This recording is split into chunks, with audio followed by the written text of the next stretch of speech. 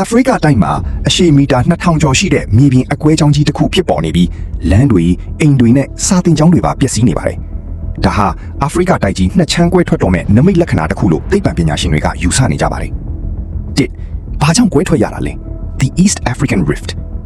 ဒီဖြစ်စဉ်ဟာလွန်ခဲ့တဲ့နှစ်ပေါင်း25သန်းကလေးကစတင်ခဲ့တာပါ။အာဖရိကတိုက်ဟာ Nubian Plate အနောက်ဘက်နဲ့ Somali Plate အရှေ့ဘက်ဆိုတဲ့ကြောက်ဖြာချက်ကြီးနှစ်ခုပေါ်မှာရှိနေတာဖြစ်ပြီးအဲ့ဒီကြောက်ဖြာချက်ကြီးနှစ်ခုဟာတစ်ခုနဲ့တစ်ခုဝေးရာကိုတစ်နှစ်ကို3.3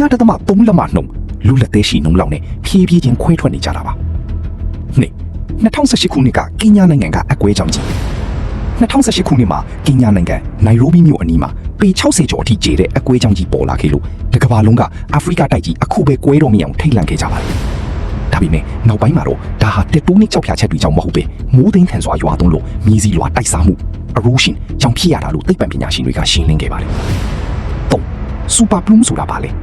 အာဖရိကတိုက်ရဲ့မြေအောက်အနက်ပိုင်းမှာအလွန်ပူပြင်းတဲ့ကြောက်ရည်ပူတိုင်းကြီး super plume တစ်ခုရှိနေပြီးအပေါ်ကမြေပြင်လွှာကိုတွန်းကန်နေတာပါ။ဒါဟာအမေရိကန်နိုင်ငံဟာဝိုင်အီကျွန်းရဲ့မီးလောင်ဖြစ်စဉ်နဲ့ဆင်တူပါတယ်။ဟာဝိုင်အီကမြေအောက်တက်ကွေ့တွေဟီလီယမ်နဲ့နီယွန်ကိုအာဖရိကရဲ့အကွဲကြောင်းတစ်လျှောက်မှာလည်းတွေးရှိရတာကြောင့်ဒါဟာမြေအောက်အနက်ပိုင်းကတွန်းကန်မှုကြောင့်ဖြစ်တယ်ဆိုတာသိကြစေခဲ့ပါတယ်။လီ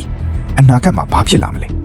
သိပ္ပံပညာရှင်တွေရဲ့ခန့်မှန်းချက်အရနောက်ထပ်နှစ်ပေါင်း9တန်းကနေ10တန်းကြားမှာအာဖရိကတိုက်ဟာနှစ်ချမ်းလုံးဝကွဲထွက်သွားပြီးအလေမှာသမုဒ္ဒရာတစ်ကြီးတစ်ခုပေါ်လာမှာပါ။ယနေ့ခေတ်မှာပင်လယ်မရှိတဲ့ယူဂန်ဒါ